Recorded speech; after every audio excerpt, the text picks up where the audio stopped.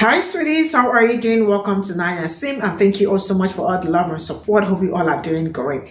I appreciate every one of you. So today we'll be talking something very important. And before we get into this video, I want to let you know that this video are in segment and but they are really amazing. First of all, we are going to talk about how black teachers, black educators are very, very powerful to black kids and to colored kids too. But studies has proven that black teachers are they really do their job very well, especially when it comes to kids and all that, and black kids. Like they do their job diligently, and they are encouraging more black educators. And I am also in support of that because we are occupying every space, every nook and cranny. We aren't leaving any space. And now let's get into the idea of rich white men telling poor white men that the problem they are facing so far are coming from black people. Now, if people are able to believe things like this in presently, I think they are really the very dumb people, because I don't see how some of them do not even use their brain or do some research and all that before agreeing to anything. But some of them, the truth is that they have already made up their mind that they really do not want to be on the side of black people. For that, anything goes. Vote blue no matter who. You know what? Let's get into this video. Yo, watch this right here and come back for my commentary. Pretty much all of us have been taught by white people, who've been taught by white people, who've been taught by white people, who've been taught by white people, who've been taught by white people, taught by white people, using textbooks written for, about white people. You pretty much only ever had white teachers. So if you're white, you were relentlessly reflected at the front of the room, and you could get through graduate school without having a teacher of color, right? Or maybe one, maybe two. And if you're a person of color, rarely, if ever, did you see yourself reflected at the front of the room. So that teaching force, which is upwards of 93% white across the nation, and yet these teachers are now in the position to decide who's smart, who belongs where, who should be punished for what. And we see this empirically in the outcomes of tracking, special ed referrals, punishment, expulsion, the school to prison pipeline. Like, I don't think y'all truly understand what Robin DiAngelo was saying here and how true it is. For instance, firstly, let's establish that roughly 80% of all teachers in this country are white, and in some districts that can be as many as, honestly, 100%. Concurrently, black educators account for about 6% of all educators. For black men, it's about 1.3%. And in some areas like Minnesota, where I spoke recently, black men are only 0.5% of all educators. There is overwhelming research and data that proves that black teachers are better for black students, and in fact, white teachers are harmful or bad for our kids. Having a black teacher means our kids will perform better on standardized tests, and black children who have black teachers are more likely to go to college and less likely to drop out. Black teachers are also more likely to recommend black students for gifted programs, and they're less likely to suspend, expel, or refer them for discipline issues. Oh, and this impact isn't just had on black students. Black teachers had a positive impact on every student, all students, regardless of their background. For example, being assigned a black teacher improved students' reading and math scores and decreased chronic absenteeism by roughly 60%. So does this mean that black folks are just better teachers than white folks? Well, no, not necessarily. We can all probably say that we've had great teachers of all backgrounds. I know I have. But it's something that black folks as educators mostly do differently that we can all learn from. And that is, black teachers culturally demand better and have higher expectations for their black students. And not just for their black students, but for all students. And as an educator of 12 years, where 10 years I taught in a diverse school, I can tell you that this is true. On the flip side, studies show that white teachers, when given the same student as a black teacher, is less likely to see that child as college material. And why is that? Well, it's based on social conditioning. White teachers work from within a hegemonic Western epistemological framework, which often predisposes them to have lower expectations of black students and a lack of respect for the students' families and primary culture. We're not saying that black teachers can wave a magic wand, but what we're saying is this research suggests that white teachers' failure to address or value black students' primary culture could also be a significant factor in their academic success. So what do we do moving forward? Well, the first step is, of course, we need more black educators. But it's not enough to just say we need more black teachers. Y'all know how I feel. Representation matters is an incomplete sentence. We need to cultivate, mentor, and recruit black folks who we know have a nurturing, caring, and conscious spirit that's in tune with our culture to go into the classroom. Number two, white folks, there's hope for you. You need to truly challenge yourself, question yourself, reflect, and understand that you are included in these studies. No matter how much you've learned or how many of my videos you've watched, and understand that you have to set those high expectations for our kids and also understand the backgrounds in which they come from. And no, expectations alone won't cure this, but starting with that as an endpoint means that you'll understand the barriers that are in place and work to remove them using your place of privilege and your position to power to make sure that they can be as successful as they are supposed to be. Because let's keep it a buck, let's keep it real. If you don't have relationships with black folks outside of what you see in the media, where we are mostly depicted as gang members, gangbangers, gangsters, and thugs, and you're not reading books, and you're not unlearning, and you're not committed to this anti-racist life, then how do you expect to view our kids differently when you go into the class if this is the prototype that you have for blackness? The third thing, and this is not a full list, but this is what I'm giving you now: read, learn, understand that you don't know it all. Sign up for that online course that you need to sign up for. Your college did not prepare you for this. Your life did not prepare you for this. So at this point in your life, you're at a preschool level primarily in terms of understanding racial issues and understanding black culture. So act like that. Act like that, because you'll continue to have this hunger and thirst for knowledge. That bachelor's degree, that master's degree, that doctorate you got, that don't mean nothing when you're talking about what we dealing with. Matter of fact, in the classroom, we have a doctorate in our experience, and you are the child. And lastly, do not expect your black friends or black co-workers or black acquaintances to teach you a thing. This is your responsibility. You must commit to it. You must invest in it. You must bring in experts, myself, and other people who do this type of work for a living. What Robin DiAngelo talked about here is a reality, but it doesn't have to be if we are committed to making a change moving forward. You ready to do the work? And the whole history of America is the history of rich white men telling not rich white people that their enemies are black and brown. It starts in the colonies of what would become the United States. Let's remember, during the colonial period, mid-1600s, there was no such thing as white people. I know some people who are now called white find that shocking, right? Because they think whiteness is real, right? But whiteness was created. Europeans didn't call themselves white. We didn't call ourselves white. We weren't all members of one big happy family. Are you kidding? Have you studied the history of Europe? The history of Europe was about killing each other. That's what we did in Europe. We just killed each other. Before we figured out there were other people to kill, we just killed each other, right? I mean, that was the history of Europe. The English hated the Irish, right? Northern Italians didn't even think that Southern Italians were Italians. The Germans hated everybody, and everybody hated their ass right back, right? There was no team called white, no race called white, but all of a sudden, in the middle of the 1600s, there was. Why? Why was it suddenly necessary to create this thing called the white race? Well, because rich people can count, that's why.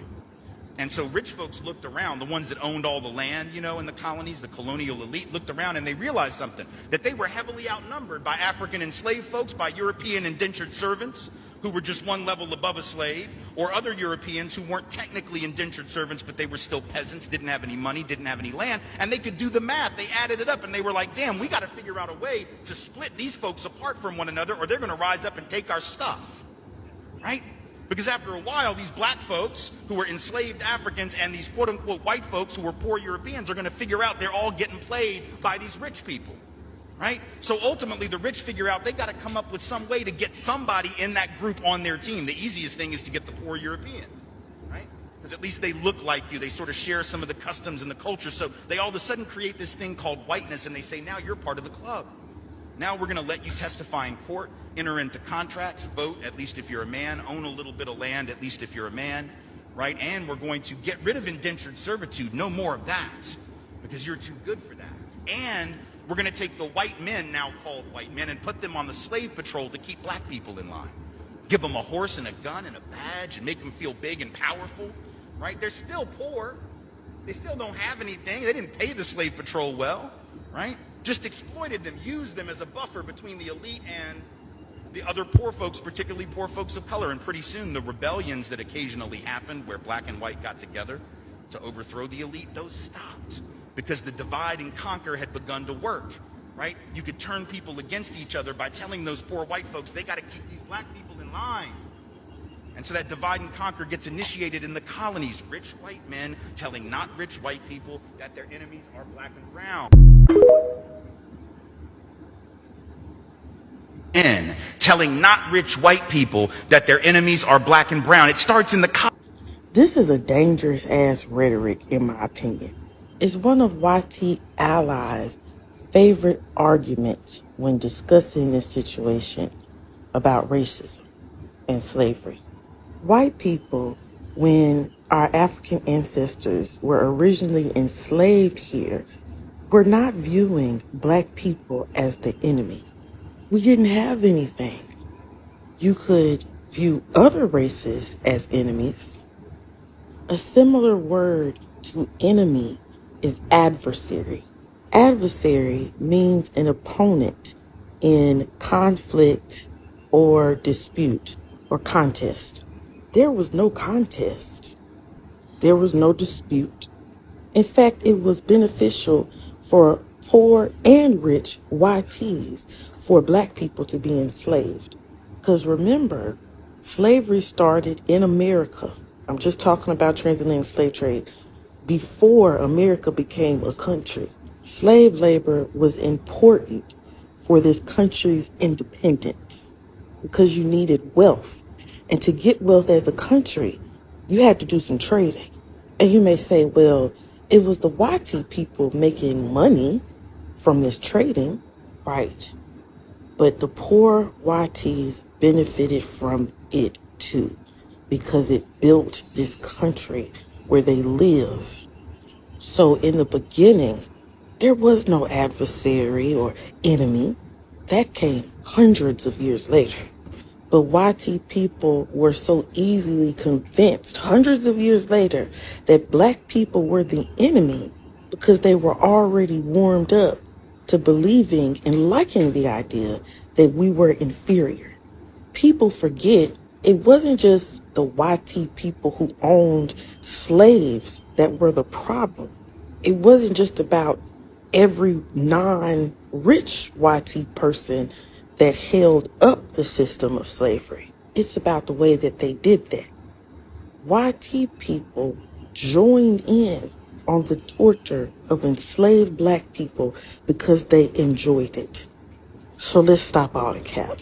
It wasn't until later, during the civil rights movement, right before, that YT people started viewing us as enemies in the North and the South, if we want to be honest. Because why would I hire you, YT person, and pay you? That's cutting into my profits. Let's clear up that misconception too. YT people didn't all of a sudden grow a heart, by the way, and want enslaved black people to be free. It's like I just said, they wanted jobs. So to sum up what I'm saying, poor YT people did not have to be convinced by rich YT people to view us as the enemy.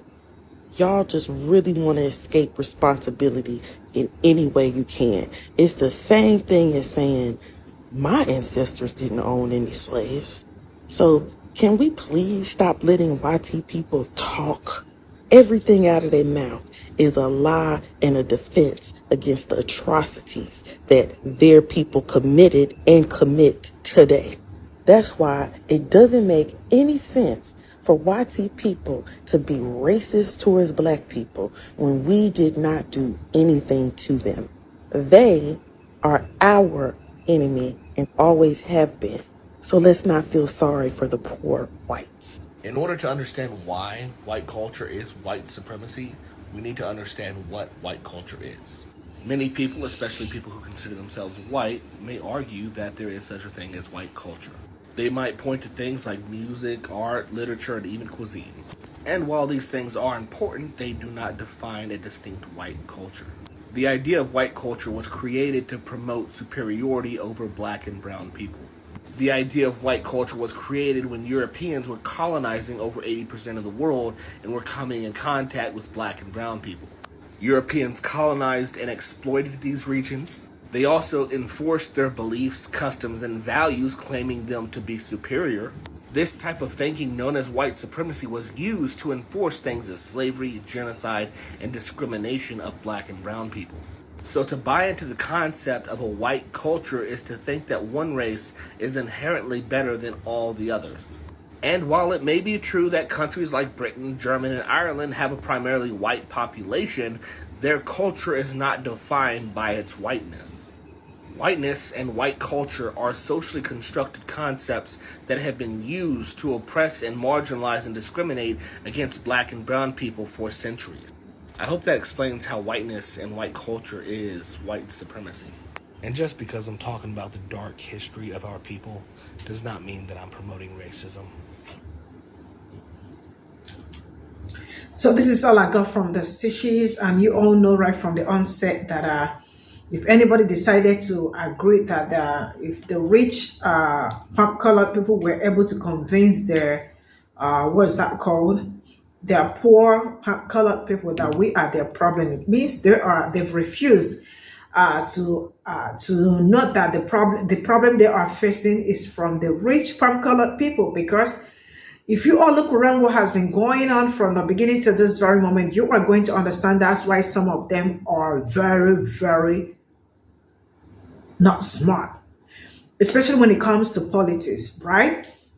You are going to see them knowing that, knowing that they are supposed to, vote for this person. This is why they are supposed to vote for this person. But because this person is not from their own side, you are not from the blue, you are not the Republican or whatever, and all that, they know this person on this side is not fit for them, right? They definitely will go for this person here. Why? Because how are they supposed to be in agreement with people that do not look like them? So their mind already has been conditioned to act some kind of way, because I see a lot of them voting against their own interests at this very moment and coming back to tell black people, we did not listen to you people. This is how they say in their own word. Black people said it, but we did not listen to them. All right? So it's been every year in, year out. They come out to say, black people said it, but we did not listen to them, or we're so dumb, we did not listen to them. Or they come back to tell you that, do you all know that poor colored people have the same thing in common with black people? They've said this several times, and they know it. But I keep asking, why do you vote against your own interests?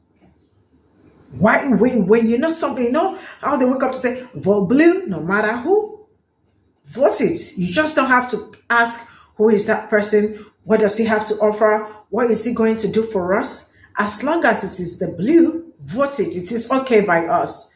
As long as we are not in agreement with the other people, the left, the woke, the DEI, the affirmative action. Yeah, that is what they call black people. So all these that I look at, and I am like, some people really need to unlearn, because I don't see how, that's why I am always very, very scared or angry when I see some of them passing false information, because they really do not take their time to even make research to know if this is good for them or this is not good for them. As long as it is coming from someone that look like them, that is it. That is on period. That's why when I see some black conservatives and you see a lot of palm-colored people in their comment section, I ask myself, do you people really take your time, to type some of the things these people are saying? Do you ever take your time to check it if this is true or not? But as long as you are not in support of Black people, they are okay with you. Whatever you say is true. That's why when Candace Owen came back to say, who really told Black people that she said, my own community, who really convinced my own community that I am against them? And I looked at her, I was like, you can't be calling Black people your community, because from the onset, you rejected them and said that you do not want to have anything to do with Black community. So how come all of a sudden Black people became your community? Because you lost your job, right? So all these are the things I look at, and I am like, some people really need to have a very long way to go. And let's get back to the education side. It's always like, the fact that some of them, colored people, do not appreciate anything that comes from Black people is just really amazing, right? But I am so grateful that Black people are killing it left, right, center, doing amazingly great for themselves. That is something that I am very proud of. I see a lot of doctors, nurses, and all that. We need more of it. Like, we need more to be out there. So now you all can see the percentage of how Black educators impact students more than colored educators, right? So all these are the things you look at and you are like, how did these people really come up to say that people that look like me are savages? Because I really do not know where they get that from. And I also do not know where they got this idea of Black people are not intellectually smart to handle some certain things. When I hear all that, I am like, this is really very crazy. They are not fit to handle some positions, like being this, being that. I mean, they are just built for the physical labor and all that. Black people, I see you all progressing, and I am so excited for us. Thank you so much. I'll see you all in my next video. Bye for now.